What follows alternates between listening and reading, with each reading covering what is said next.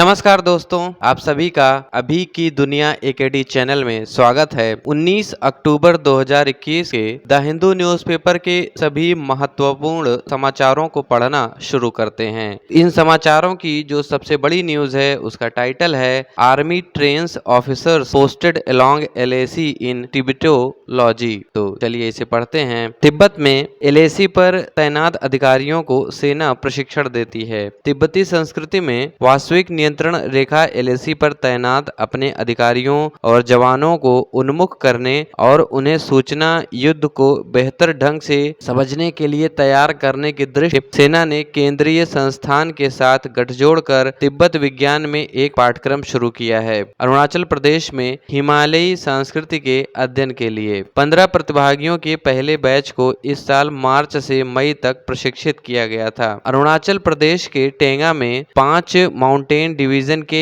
एक वरिष्ठ सैन्य अधिकारी ने कहा कि तिब्बती परंपराओं, सांस्कृतिक विशिष्टताओं, लोकतंत्र और राजनीतिक प्रभाव आदि को समझने से हमारे जवानों और अधिकारियों को यह समझने में मदद मिलती है कि हम कहां जा रहे हैं और कहां काम कर रहे हैं। पाठ्यक्रम के लिए क्षेत्र में तैनात अधिकारियों पर विचार किया जाएगा। सेना के प्रशिक्षण कमान ARTRAC ने देश भर में तिब्बत विज्ञान के लिए 7 संस्थानों की पहचान की है, जिनमें से 2 पूर्वोत्तर में हैं। दूसरा सिक्किम में नामग्याल तिब्बत विज्ञान संस्थान है। तो इस प्रकार से पूर्वोत्तर का पहला जो संस्थान है उसका नाम है नामग्याल तिब्बत विज्ञान संस्थान, जो कि सिक्किम में है, और दूसरा केंद्रीय संस्थान तिब्बत है, जहां पर हिमालयी संस्कृति का अध्ययन प्रारंभ किया गया है। ऐसा प्रशिक्षण पहले भी होता था, लेकिन अब इसे औपचारिक रूप दे दिया गया है। परीक्षण के आधार पर पहला बैच मार्च से मई तक आयोजित किया गया था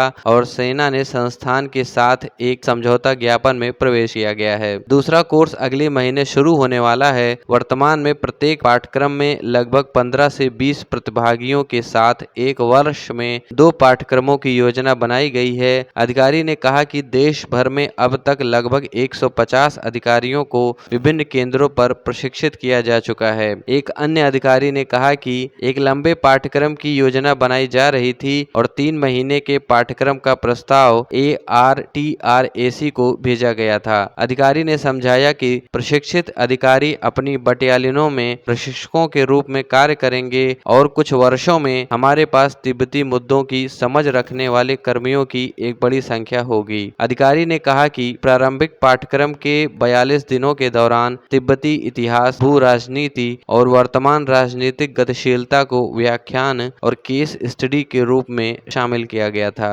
तिब्बती मुद्दों में पारंगत लामाओं को पाठ्यक्रम पढ़ाने के लिए बोमडीला मठ से काम पर रखा गया था। तो इसी के साथ ये न्यूज समाप्त हो जाती है। अगली न्यूज का टाइटल है CBSE एग्जाम डेट शीट। तो चलिए इसे पढ़ते हैं। CBSE ने जारी की परीक्षा की डेट शीट। केंद्रीय माध्यमिक शिक्षा बोर्ड 12वीं कक्षा के छात्रों के लिए 1 से 22 दिसंबर तक प्रमुख विषयों के लिए अपनी पहली टर्म बोर्ड परीक्षा आयोजित करेगा। 10वीं कक्षा के छात्रों के लिए प्रमुख विषय की परीक्षाएं 30 नवंबर से शुरू होंगी और 11 दिसंबर तक चलेंगी। कोविड-19 स्थिति की अनिश्चितता से प्रेरित एक प्रारूप परिवर्तन में CBSE ने शैक्षणिक वर्ष 2021-22 को 2 शब्दों में विभाजित किया है, जिसमें प्रत्येक टर्म में 50% पाठ्यक्रम को कवर किया जाना है और बोर्ड परीक्षा के अंत में आयोजित किया जाना है। यह प्रथम सत्र की परीक्षा 90 मिनट की होगी, जिसमें केवल बहुविकल्पीय प्रश्न होंगे।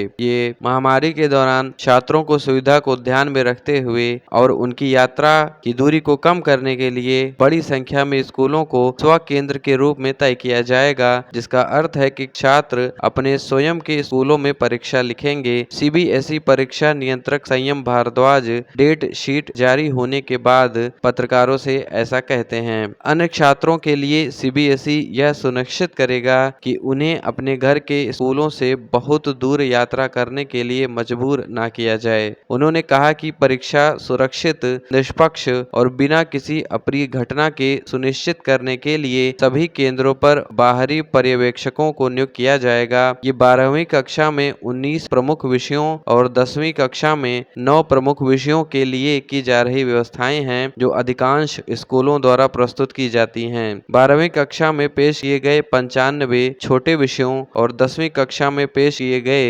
66 छोटे विषयों के लिए परीक्षाएं स्कूलों द्वारा स्वयं आयोजित की जाएंगी। हालांकि प्रश्न पत्र बोर्ड द्वारा प्रदान किए जाएंगे। डेट शीट सीधे स्कूलों को भेजी जाएंगी और 12वीं कक्षा के लिए 16 नवंबर और 10वीं कक्षा के लिए 17 नवंबर से मामूली विषय की परीक्षा शुरू होगी। इस वर्ष यदि महामारी के कारण कोई और रुकावट नहीं आती है तो मार्च अप्रैल 2022 में 3 घंटे के व्यक्तिपरक और वस्तुनिष्ठ प्रकार के प्रश्न पत्र के साथ दूसरी बार की बोर्ड परीक्षा आयोजित की जाएगी। अंतिम अंक दोनों परीक्षाओं के आधार पर होंगे। सीबीएसई द्वारा बनाए जा रहे प्रत्येक छात्र के प्रोफाइल पर वास्तविक समय में आंतरिक मूल्यांकन अंक भी अपलोड किए जा रहे हैं, ताकि जरूरत पड़ने पर उनका उपयोग किया जा सके। तो इसी के साथ ये न्यूज समाप्त हो जाती है। अगली टाइटल है रिसेंट अटैक्स इन J&K reveal terror outfits new strategy NIA। तो चलिए इसे पढ़ते हैं। जम्मू कश्मीर में हालिया हमलों से आतंकी संगठनों की नई रणनीति का पता चलता है। NIA जम्मू और कश्मीर में हमलों की ताजा घटना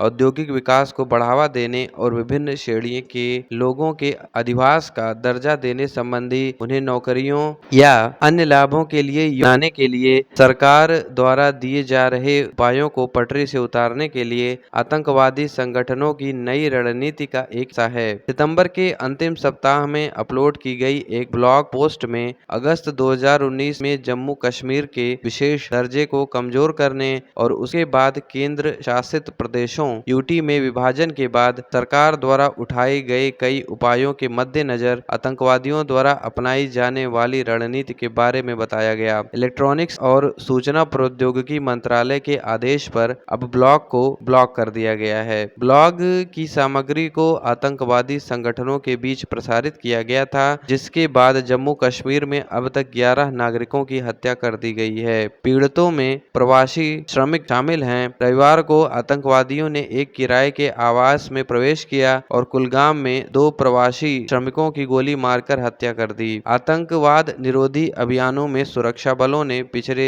10 दिनों में 13 आतंकवादियों को ढेर किया है। NIA ने विभिन्न प्रतिबंधित संगठनों से कथित संबंध रखने वाले 9 लोगों को भी गिरफ्तार किया है। यह पता चला है कि ब्लॉग पोस्ट में आतंकवादी संगठनों को गैर स्थानीय कर्मचारियों और व्यक्तियों को लक्षित करने के लिए प्रोत्साहित किया गया था, जिन्हें अधिवास प्रमाण पत्र जारी किया गया था। तो इसी के साथ ये न्यूज समाप्त हो जाती है। अगली न्यूज का टाइटल है वेटेस्ट अक्टूबर इन दिल्ली सिंस 1960। तो चलिए इसे पढ़ते हैं। 1960 के बाद से दिल्ली में सबसे गर्म अक्टूबर। राजधानी में सोमवार को रात भर भारी बारिश हुई, जिससे अक्टूबर में अब तक हुई बारिश की मात्रा 1960 के बाद सबसे अधिक दर्ज की गई। मौसम विभाग ने कहा कि राजधानी में 24 घंटे की अवधि में सोमवार को सुबह 8:30 बजे 89.7 मिलीमीटर बारिश हुई और उसके बाद 0.4 मिलीमीटर बारिश हुई। यह महीने के लिए कुल वर्षा को 75 मिलीमीटर तक ले जाता है, जो अक्टूबर 1960 में बनाए गए रिकॉर्ड को तोड़ता है,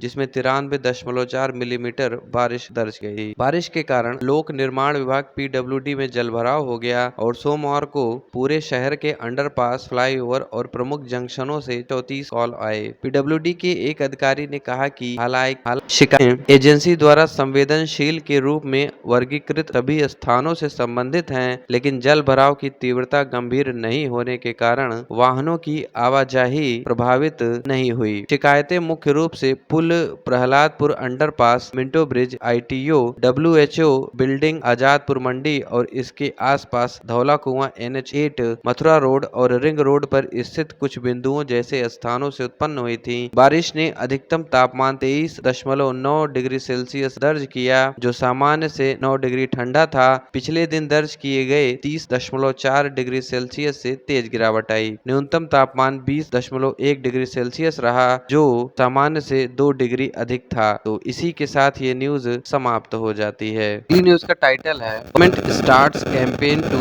रिड्यूस एयर पोल्यूशन। चलिए पढ़ते हैं।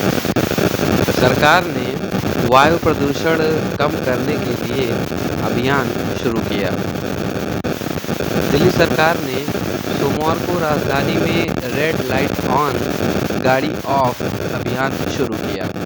पर्यावरण मंत्री गोपाल राय ने नागरिकों से वायु प्रदूषण को कम करने में मदद करने के लिए लाल बत्ती पर अपनी कारों को बंद करने की अपील की। शोध के आंकड़े बताते हैं कि वायु प्रदूषण में वाहनों का प्रदूषण बहुत प्रमुख भूमिका निभाता है। दिल्ली सरकार धूल प्रदूषण के खिलाफ अभियान चला रही है और इसी तरह वाहनों से होने वाले प्रदूषण को कम करने के लिए रेड लाइट ऑन गाड़ी ऑफ अभियान शुरू किया गया है। अभियान के तहत ट्रैफिक सिग्नल पर स्वयंसेवक लोगों से अनुरोध कर रहे हैं कि सिग्नल लाल होने पर अपने वाहनों को बंद कर दें। मंत्री ने कहा कि सरकार पड़ोसी राज्यों से पराली जलाने से रोकने के लिए कुछ नहीं कर सकती है और इसलिए दिल्ली में वायु प्रदूषण को कम करना महत्वपूर्ण है। सितंबर में दिल्ली के अंदर चलने वाले वाहनों की संख्या अभी भी वही है, लेकिन उस समय प्रदूषण का स्तर सामान्य था। बदलते मौसम और पराली जलाने से सर्दियों में प्रदूषण का स्तर बढ़ रहा है। जैसे जैसे पराली जलाने की घटनाएं बढ़ रही हैं, दिल्ली में प्रदूषण का स्तर तेजी से बढ़ रहा है। हम दूसरे राज्यों में हो रहे पराली जलाने को रोकने के लिए कुछ नहीं कर सकते हैं, इसलिए हमारी कोशिश है कि कुछ राहत के लिए दिल्ली में वाहनों से होने वाले प्रदूषण को कम किया जाए। इसके लिए रेड लाइट ऑन गाड़ी ऑफ अभियान शुरू किया गया है।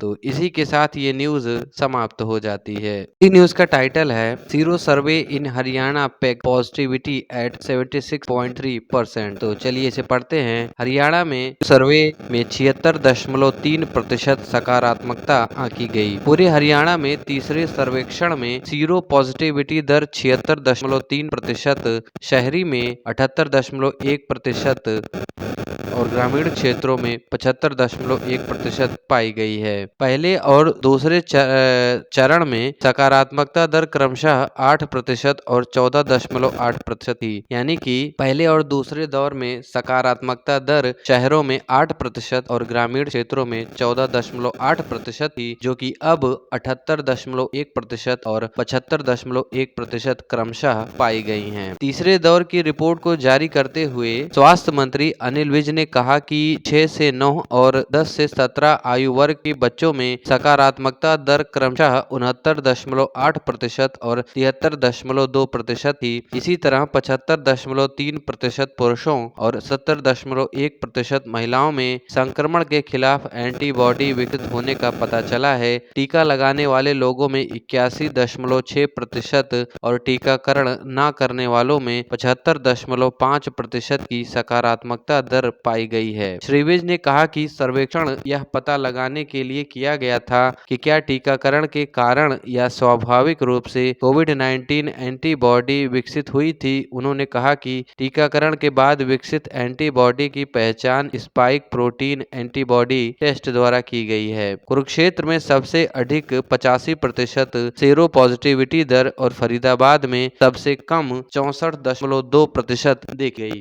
श्री विज ने कहा कि 76% की सकारात्मकता दर सुकून देने वाली थी, क्योंकि अधिकांश लोग कोरोना वायरस से सुरक्षित थे। उन्होंने बताया कि राज्य में लगभग 2.47 करोड़ लाभार्थियों का टीकाकरण किया गया, जिनमें से 1.74 करोड़ को पहली खुराक और 73 लाख को दोनों खुराक दी गई। स्वास्थ्य विभाग के अतिरिक्त मुख्य सचिव राजीव अरोड़ा ने कहा कि तीसरे सर्वेक्षण के दौरान विभाग के सामने प्रमुख चुनौतियां 36,520 के बढ़े हुए नमूने के आकार की थीं, जिसने जिला अधिकारियों के लिए एक बड़ा बोझ पैदा कर दिया और इन सभी नमूनों का परीक्षण जिला सिविल अस्पताल प्रयोगशाला पंचकुला में किया गया। उन्होंने कहा कि पंचकुला प्रयोगशाला में परीक्षण के पीछे SARS-CoV-2 के स्पाइक प्रोटीन के खिलाफ एंटीबॉडी का पता लगाने के लिए परीक्षण तकनीक का स्थानांतरण था। पहले और दूसरे दौर के लिए नमूना आकार क्रमशः 18,700 15,700 और 15,840 था।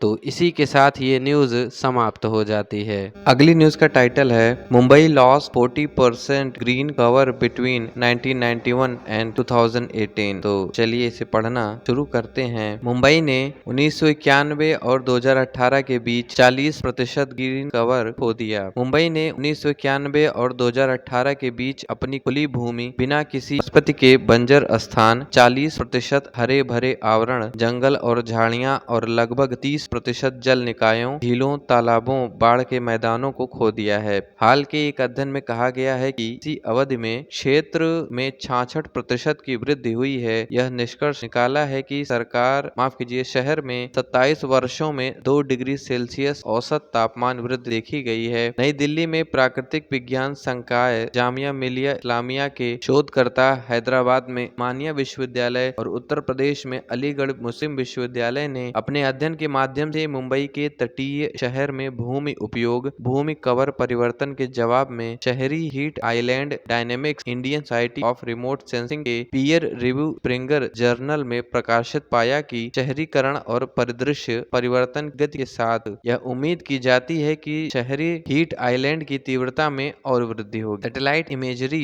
का उपयोग करते हुए लेखकों ने भूमि उपयोग और भूमि आवरण परिवर्तनों, अधिकतम, न्यूनतम और औसत में अंतर को समझने के लिए मुंबई क्षेत्र, शहर और उपनगर दोनों के 603 वर्ग किलोमीटर के क्षेत्र का अध्ययन किया। तापमान, भूमि की सतह का तापमान, वनस्पति आवरण में परिवर्तन बनाम शहरी निर्मित घनत्व 1991 और 2018 के बीच। किसी भी शहरी परिदृश्य में टहलते समय जो अत्यधिक गर्मी का अनुभव होता है वह अर्बन हीट आइलैंड प्रभाव एक सूक्ष्म जलवायु घटना के कारण होता है। जामिया मिलिया इस्लामिया के प्राकृतिक विज्ञान संकाय के भूगोल विभाग के अतीकुर रहमान के अनुसार यह कई कारणों से है, जिनमें सबसे प्रमुख है कंक्रीट जैसी सामग्री का उपयोग। यह न केवल शहरी थर्मल वातावरण को खराब करेगा बल्कि शहर वास के लिए स्वास्थ्य के लिए गंभीर जोखिम भी बढ़ाएगा। मुंबई में गर्मी की तीव्रता में यह वृद्धि शहर में घटते हरित आवरण से जुड़ी है, जो शहर में ढांचागत विकास के लिए हरित आवरण के बड़े पैमाने पर निर्मित भूमि में परिवर्तन का परिणाम है, ऐसा उन्होंने कहा। इसी के साथ ये न्यूज समाप्त हो जाती है। अगली न्यूज का टाइटल है long pending trade talks between India and Israel to resume. तो चलिए इसे पढ़ते हैं। भारत इजराइल के बीच लंबे समय से लंबित व्यापार वार्ता फिर से शुरू। भारत और इजराइल एक मुक्त व्यापार समझौते पर लंबे समय से लंबित वार्ता को फिर से शुरू करने के लिए सहमत हुए हैं, क्योंकि विदेश मंत्री एस जयशंकर ने सोमवार को यरूशलेम में अपने इजरायली समकक्ष यायर लापिड से मुलाकात की है। दोनों अमेरिकी विदेश मंत्री एंटनी ब्लिंकन और यूएई के विदेश मंत्री शेख अब्दुल्ला बिन जायद के साथ एक आभासी चतुर्भुज बैठक में भी शामिल। चतुर्भुज बैठक, जिसे पिछले साल अमेरिका द्वारा दलाली के अब्राहम समझौते के परिणाम के रूप में देखा गया, जिसमें संयुक्त अरब अमीरात और इजराइल ने राजनयिक संबंध स्थापित किए, यह भी पश्चिम एशियाई देशों और वाशिंगटन दोनों के साथ भारत के घनिष्ठ संबंधों को रेखांकित करता है। श्री जयशंकर का स्वागत करते हुए श्री लापिड ने एक ट्वीट में कहा कि पिछले वर्ष भारत और इजराइल ने कोविड-19 महामारी से निपटा है और इस संकट के बीच एक दूसरे की मदद की है। इस तरह से दोस्त और साथी व्यवहार करते हैं। द्विपक्षीय वार्ता के दौरान श्री जयशंकर, जो पहली बार हाल ही में स्थापित इजरायली सरकार से मुलाकात कर रहे थे, ने कहा कि उन्हें विश्वास है कि भारत इजराइल संबंध, जो अपने 30वें वर्ष में प्रवेश करेगा, एक नए चरण में गियर शिफ्ट करेगा। उन्होंने कहा, इसलिए मैं विशेष रूप से प्रसन्न हूँ कि जैसे ही हम इस यात्रा पर आए, हमारे अधिकारी भारत इजराइल मुक्त व्यापार वार्ता को फिर से शुरू करने पर सहमत हुए हैं। उन्होंने कहा कि एफटीए वार्ता नवंबर में शुरू होगी और जून 2022 तक समाप्त होगी। दोनों देशों के बीच एफटीए के लिए धक्का पिछले 14 वर्षों में व्यापार समझौते पर बातचीत करने के प्रयासों की एक श्रृंखला में नवीनतम है। 2007 में तत्कालीन प्रधानमंत्री मनमोहन सिंह और 2017 में प्रधानमंत्री नरेंद्र मोदी ने घोषणा की कि एक एफटीए पूरा हो जाएगा, लेकिन कई मुद्दों पर बातचीत समाप्त हो गई। वार्ता के अंतिम दौर के दौरान दोनों पक्षों ने लगभग 200 वस्तुओं के लिए एक सीमित व्यापार सौदे या एक तरजीही व्यापार समझौते की संभावना का पता लगाया, जो भी समाप्त नहीं हुआ था। इजराइल के साथ एक एफटीए के लिए नवीनतम प्रयास कई व्यापार वार्ताओं को फिर से शुरू करने के लिए सरकार के हालिया अभियान के पीछे आता है और सरकार अब तक यूके, ऑस्ट्रेलिया और यूरोपीय संघ के साथ बातचीत फिर से शुरू करने के लिए प्रतिबद्ध है, आशा व्यक्त करते हुए कि वे करेंगे 2022 में भी समाप्त हो जाएगा। वार्ता के दौरान भारत और इजराइल एक दूसरे की टीकाकरण प्रक्रिया को सैद्धांतिक रूप से मान्यता देने के लिए भी सहमत हुए हैं। हालांकि फिलहाल इजराइल केवल भारतीयों को कोविशील्ड के साथ यात्रा करने की अनुमति देगा, लेकिन उन लोगों को नहीं जिन्होंने कोवैक्सीन का टीका लगाया है, जो अभी भी आपातकाल की प्रतीक्षा कर रहे हैं। विश्व स्वास्थ्य संगठन से प्राधिकरण EUA का उपयोग करें। श्री जयशंकर ने कहा कि यह बहुत खुशी की बात है कि इजराइल ने यह भी घोषणा की है कि वह इस नवंबर में ग्लासगो में अगले संयुक्त राष्ट्र जलवायु परिवर्तन COP26 शिखर सम्मेलन से पहले भारत फ्रांस के नेतृत्व वाले अंतर्राष्ट्रीय और गठबंधन ISA में शामिल होगा। इसी के साथ ये न्यूज समाप्त। अगली न्यूज का है navy gets integrated road map. तो चलिए इसे पढ़ते हैं। नौसेना को मिला एकीकृत रोड मैप। रक्षा मंत्री राजनाथ सिंह ने सोमवार को नौसेना कमांडरों के सम्मेलन के दूसरे संस्करण में भारतीय नौसेना के लिए एकीकृत मानव रहित रोड मैप लॉन्च किया। यह सभी मानव रहित हवाई और पानी के नीचे के प्लेटफॉर्मों और नौसेना के प्रयासों को उनके बल आधुनिकीकरण के हिस्से के रूप में रेखांकित करेगा। उन्होंने कहा कि हमारे देश की भौगोलिक स्थिति कुछ ऐसी है जो इसे अद्वितीय बनाती है। तीन तरफ से समुद्र के विशाल विस्तार से घिरा हमारा देश सामरिक, व्यापार और संसाधनों की दृष्टि से बहुत महत्वपूर्ण है। तो इसी के साथ ये न्यूज समाप्त हो जाती है। अगली न्यूज का टाइटल है L&T is lowest bidder for secretariat project. तो चलिए इसे पढ़ते हैं। सचिवालय परियोजना के लिए L&T सबसे कम बोली लगाने वाला है। सोमवार को खोली गई वित्तीय बोलियों के अनुसार लार्सन एंड टुब्रो लिमिटेड प्रस्तावित नए कॉमन सेंट्रल सेक्रेटेरिएट CCS के पहले 3 भवनों के निर्माण और रखरखाव के ठेके के लिए सबसे कम बोली लगाने वाले के रूप में उभरा है। L&T की 3141.99 करोड़ रुपए की बोली केंद्रीय लोक निर्माण विभाग के 3254 करोड़ रुपए के अनुमान से 3.47% कम थी। सेंट्रल विस्टा पुनर्विकास का एक हिस्सा, यह परियोजना नई संसद और सेंट्रल विस्टा एवेन्यू के बाद परियोजना के प्रमुख खंडों में से तीसरा है। अन्य 2 बोलीदाताओं टाटा प्रोजेक्ट्स लिमिटेड और NCC लिमिटेड ने अनुमान से क्रमशः 8.96%, 1.94% अधिक उद्धृत किया है। CPWD के एक अधिकारी ने कहा कि सेंट्रल वर्क्स बोर्ड सबसे कम ऑफर या जिसे L1 कहा जाता है और इसकी तर्क संगतता के आधार पर फैसला करेगा। अधिकारी ने कहा कि बोर्ड तय करेगा कि प्रस्ताव को मंजूरी दी जाए या खारिज किया जाए। CPWD के टेंडर के अनुसार चयनित कंपनी भवनों के निर्माण के साथ साथ 5 साल तक रखरखाव के लिए जिम्मेदारी होगी। तो इसी के साथ ये न्यूज समाप्त हो जाती है। अगली न्यूज का टाइटल है कुशीनगर कनेक्ट टू श्रीलंका। तो चलिए इसे पढ़ते हैं। कुशीनगर श्रीलंका से जुड़ता है। जब प्रधानमंत्री नरेंद्र मोदी 20 अक्टूबर को उत्तर प्रदेश में कुशीनगर अंतर्राष्ट्रीय हवाई अड्डे को खोलने की घोषणा करते हैं, तो पहले परिवार के एक सदस्य के रूप में एक बड़ा श्रीलंकाई दल मौजूद होगा। कोलंबो के अधिकारियों के अनुसार खेल मंत्री नमल राजपक्षे, राष्ट्रपति गोटाबाया राजपक्षे के भतीजे और प्रधानमंत्री महिंदा राजपक्षे के बेटे मंत्री के सहयोगियों और 100 बौद्ध भिक्षुओं के एक समूह के साथ उत्तर प्रदेश की यात्रा करेंगे। हवाई अड्डे से श्रीलंका, जापान, ताइवान, दक्षिण कोरिया, चीन, थाईलैंड, वियतनाम, सिंगापुर आदि के पर्यटकों को निर्बाध कनेक्टिविटी प्रदान करने की उम्मीद है। कुशीनगर बौद्ध सर्किट का केंद्र है, जिसमें लुम्बिनी, सारनाथ और गया के तीर्थ स्थल हैं। बौद्ध तीर्थयात्री कुशीनगर को एक पवित्र स्थल मानते हैं, जहां उनका मानना है कि गौतम बुद्ध ने अपना अंतिम उपदेश दिया और महापरिनिर्वाण या मोक्ष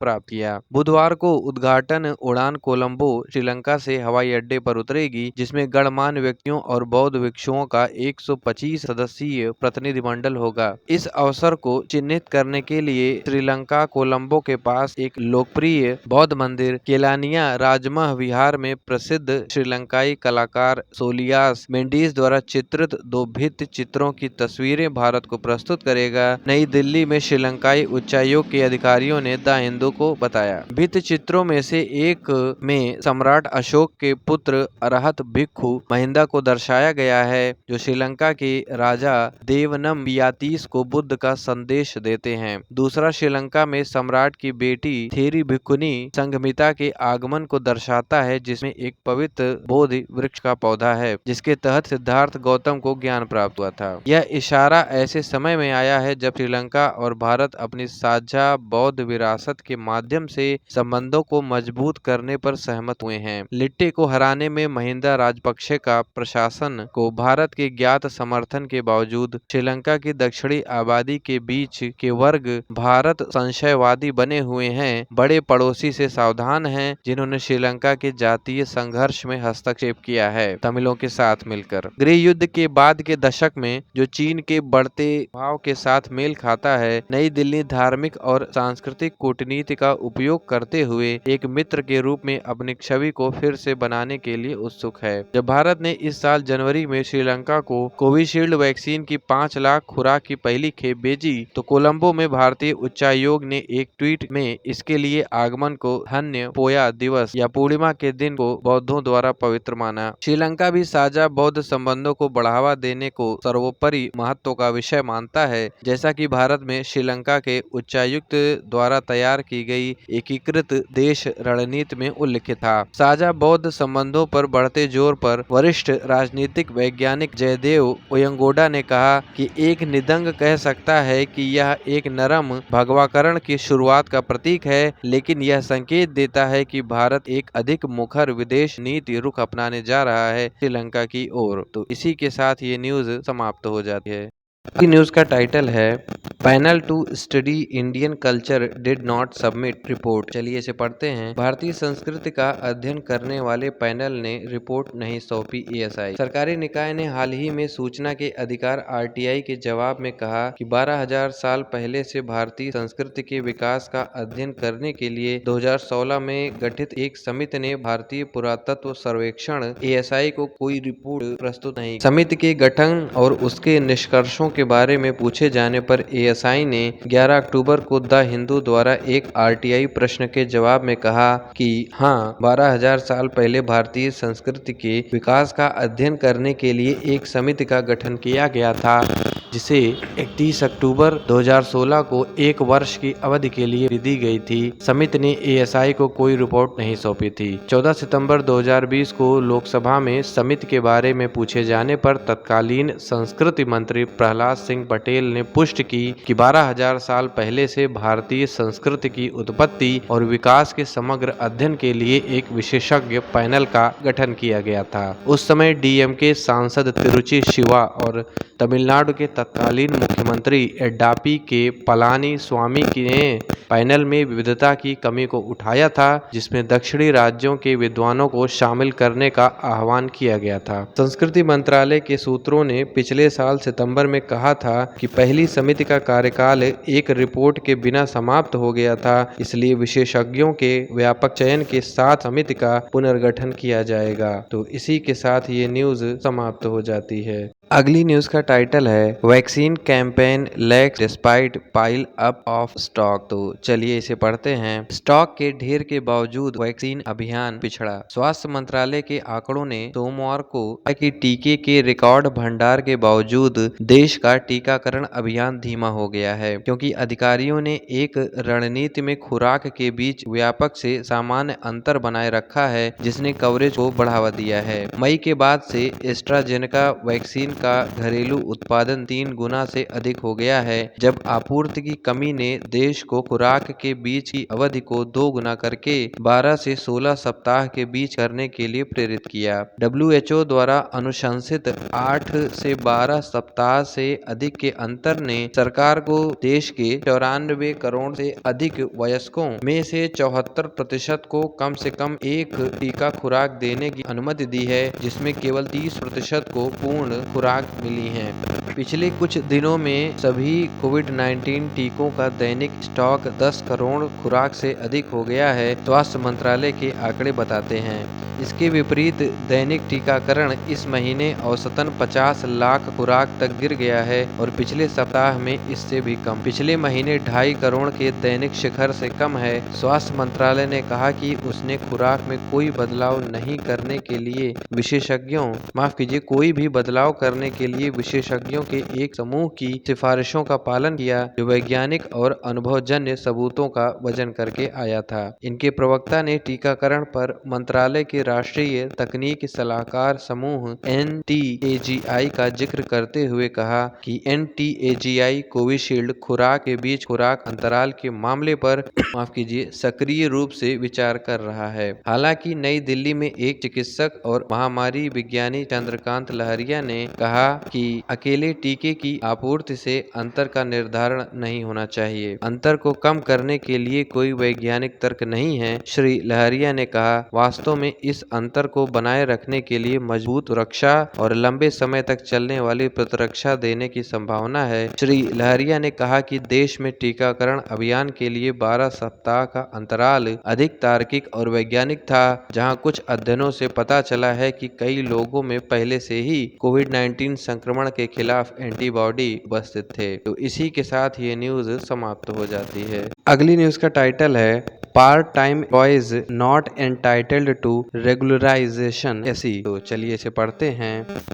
अंशकालिक कर्मचारी नियमितीकरण के हकदार नहीं SC। सुप्रीम कोर्ट ने माना है कि अंशकालिक कर्मचारी नियमितीकरण की मांग करने के हकदार नहीं हैं, क्योंकि वे सरकार में किसी भी स्वीकृत पद के खिलाफ काम नहीं कर रहे हैं। जस्टिस MR शाह और AS बोपन्ना की बेंच ने हाल के एक फैसले में स्पष्ट किया कि अंशकालिक अस्थायी कर्मचारियों की कोई अस्थायी निरंतरता नहीं हो सकती है।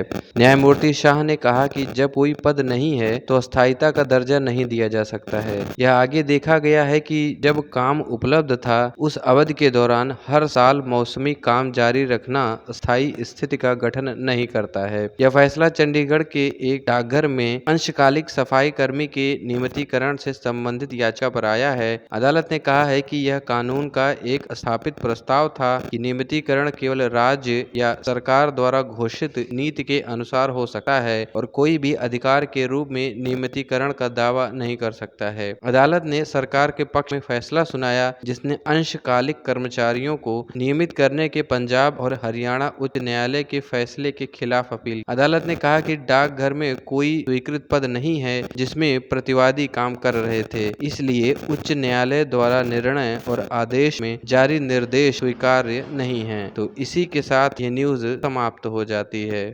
अगली न्यूज का है can not rush not for Covaxin WHO। तो चलिए इसे पढ़ते हैं। कोवैक्सीन के लिए जल्दी नहीं कर सकते WHO। विश्व स्वास्थ्य संगठन WHO ने सोमवार को कहा कि वह भारत बायोटेक से अपने कोविड-19 वैक्सीन कोवैक्सीन के बारे में अतिरिक्त जानकारी उम्मीद कर रहा था, यह कहते हुए कि यह आपातकालीन उपयोग के लिए एक वैक्सीन सिफारिश करने से पहले दोनों कोनों को काट नहीं सकता है। वैश्विक स्वास्थ्य एजेंसी ने इस बात पर भी जोर दिया कि यह सुनिश्चित करने के लिए कि यह सुरक्षित और प्रभावी है, इसे एक टीके का अच्छी तरह से मूल्यांकन करना चाहिए। भारत बायोटेक ने वैक्सीन की इमरजेंसी के 19 अप्रैल को WHO को एक्सप्रेशन ऑफ इंटरेस्ट जमा किया था। ट्वीट की एक श्रृंखला में WHO ने कहा, जानते हैं कि बहुत से लोग #COVID-19 आपातकालीन उपयोग सूची में कोवैक्सीन के लिए WHO की सिफारिश की प्रतीक्षा कर रहे हैं, लेकिन हम कोनों में कटौती नहीं करते हैं। इसने यह भी कहा कि भारत बायोटेक लगातार आधार पर WHO को डेटा जमा कर रहा है और WHO के विशेषज्ञों ने इन आंकड़ों की समीक्षा की है। इसी के साथ ये न्यूज समाप्त है। अगली न्यूज का जो है वो है डेटा पॉइंट, और इस डेटा पॉइंट का टाइटल है लैक इन न्यूट्रिशन। तो चलिए इसे पढ़ते हैं। पोषण में कमी। हाल ही में जारी किए गए वैश्विक भूख सूचकांक में 116 देशों में भारत 101वें स्थान पर था। यह उन 31 राष्ट्रों में से एक था जहां भूखमरी थी और जिसे गंभीर के रूप में वर्गीकृत किया गया था। 4 संकेतकों का उपयोग करके इस सूचकांक की गणना की गई थी, जिसमें से पहला सूचकांक है कुपोषित कुपोषित बच्चे, दूसरा ऐसे बच्चे जो 5 साल से कम उम्र के थे लेकिन जिनकी ऊंचाई के हिसाब से वजन कम था, और 5 साल से कम उम्र के ऐसे बच्चे थे जो उम्र के हिसाब से कम ऊंचे थे, और ऐसे बच्चे जिनकी उम्र 5 साल से कम थी उनकी मृत्यु दर। इनमें से 2012 के आंकड़ों के तुलना में देखें तो इनमें वृद्धि आई है। स्टंटिंग और मृत्यु दर में भी वृद्धि हुई है। राष्ट्रीय परिवार स्वास्थ्य के परिणाम सर्वे 5 2019-20 ने यह भी दिखाया है कि बहुमत में जिन राज्यों के आंकड़े जारी किए गए हैं उनमें बौनापन और 2015-16 की तुलना में बर्बादी में वृद्धि हुई है। इसके साथ ही नीचे बने हुए आप ग्राफ में देख सकते हैं कि यहाँ पर 2000 से लेकर के 2021 के बीच में यहाँ पर उतार चढ़ाव को दिखाया गया है कि ऐसे बच्चे जो आप यहाँ पर जो हरे रंग से लाइन खींची गई है, ये ऐसे बच्चे हैं जो 5 वर्ष से कम हैं की मृत्यु दर को प्रदर्शित करते हैं सन 2000 से लेकर 2021 के बीच। साथ ही नीले रंग से जो लाइन खींची गई है वो ऐसे बच्चे हैं जो कुपोषित हैं। साथ ही साथ पीले रंग से जो लाइन खींची गई है ये ऐसे बच्चे हैं जो 5 वर्ष से कम के हैं, जो व्यर्थ हो जाते हैं, और लाल रंग से खींची गई लाइन है कि जो ऐसे बच्चे हैं 5 साल से कम हैं और जिन्हें स्टंटिंग का सामना करना पड़ता है। इसके साथ ही नीचे के ग्राफ में आप देख सकते हैं 5 साल से कम उम्र के ऐसे बच्चे जो व्यर्थ हो जाते हैं का अलग अलग प्रदेशों में क्या स्थिति है, और साथ ही साथ यहाँ पर 2011 से लेकर 2020 तक के